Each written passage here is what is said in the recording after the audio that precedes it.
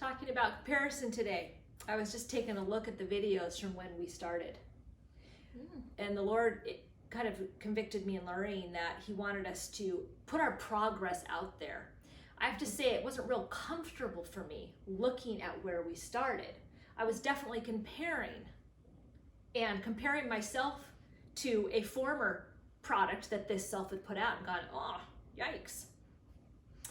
Yeah, that's interesting. I have not gone back to look at those early videos. So, yeah. So did you feel like how did you feel on a, yeah, how did you feel? It's interesting because with all these topics, God teaches more and more to His people with His Holy Spirit. So whenever we delve into anything, even if we think it's for others, truthfully, it's about ourselves. Mm-hmm. Not that I've thought this project was for others. We probably are going to have to scratch this video. No, just keep going. But thinking about comparison and how it very, very, very often is used in an ungodly way. So it gives rise to jealousy or pride, insecurity.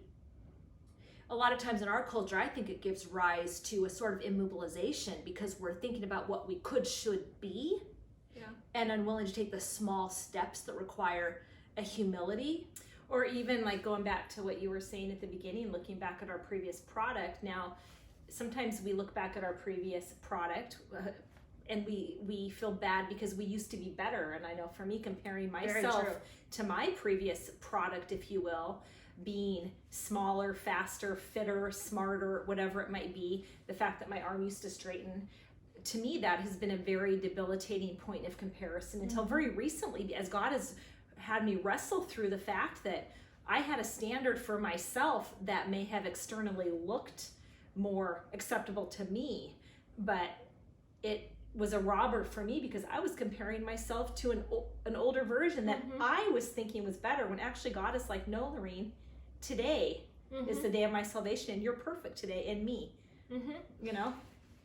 Yeah, and then thinking too about that perfection thing with we have an incomparable God, yet we're told that we are made in His image and that we have the mind of Christ and to be like Christ and to be like God. Is that possible? No, but yet we're told to do it. So how do we use comparison? Comparing ourselves to a holy God, comparing ourselves to the self of yesterday or the could-be self of tomorrow, comparing ourselves to others' gifts and talents and skills in a way that is godly so that we spur each other on with a realistic sense of who we are and why it matters. And I have an answer for that. Yes.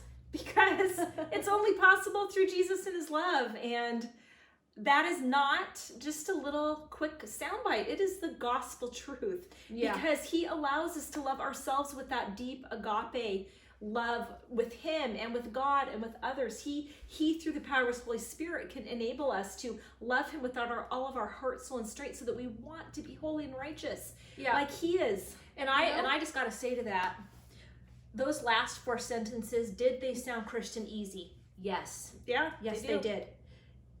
But really think about them. It's an impossible work.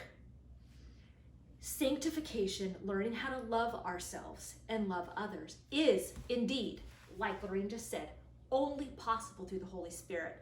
We get used to saying things like that. Are we engaging as if salvation is only possible through the Holy Spirit, who says you can't even compare things in a godly way? How do we enter into saving grace with Jesus so that comparison and competition is used for His kingdom?